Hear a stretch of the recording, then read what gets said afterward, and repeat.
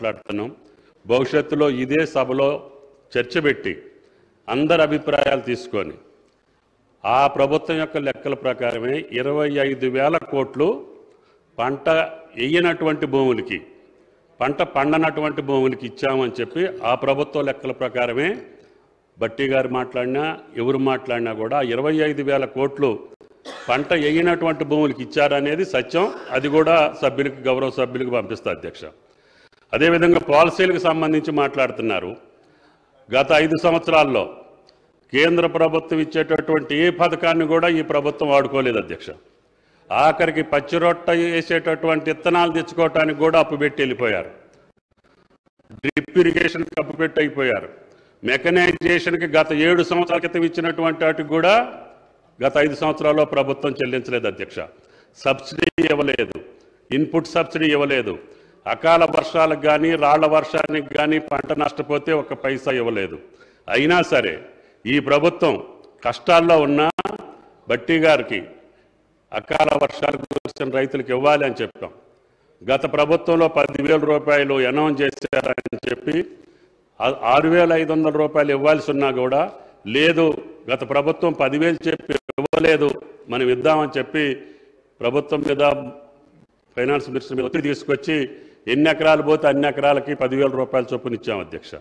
అన్ని కార్యక్రమాలు ఆయన గారు రైతు భరోసా రేపు భవిష్యత్తులో చర్చిస్తాం. ఈ యొక్క రుణమాఫీకి సంబంధించి గతంలో ఉన్నటువంటి రుణమాఫీ ఇందాక సభలో మీరు కూడా విన్నారు, సభ్యులందరూ విన్నారు. మొదటి సంవత్సరం రుణమాఫీ రైతు భరోసా కానీ 5-6 నెలలు ఇచ్చిన సందర్భాలు ఉన్నాయి. రుణమాఫీ 4 కితాలకు ఇచ్చారు అధ్యక్ష, 4,25,000 ఇచ్చారు. 5 సంవత్సరాల్లో 4 సార్లు ఇచ్చారు అధ్యక్ష. అది వడ్డీకి సరిపోయిందని రైతుల యొక్క భావన. పోయిన సంవత్సరం కూడా గత టర్మ్లో కూడా రుణమాఫీ 1,00,000 రూపాయలు చెప్పారు అధ్యక్ష. 7,500 కోట్లు ఓఆర్ఆర్ని తాకట్టు పెట్టి ఇచ్చిన మాట వాస్తవం అధ్యక్ష. ఇంకా ఎన్నికలు 4 రోజులు ఉందనంగా మిగతా రైతు బంధును కూడా మళ్ళీ ఈ ప్రభుత్వం వచ్చిన తర్వాత 7,560 కోట్లు ఈ ప్రభుత్వం చెల్లించింది అధ్యక్ష. అదేవిధంగా పంటల బీమా పథకాన్ని తప్పకుండా మేము చేస్తామని చెప్పాం.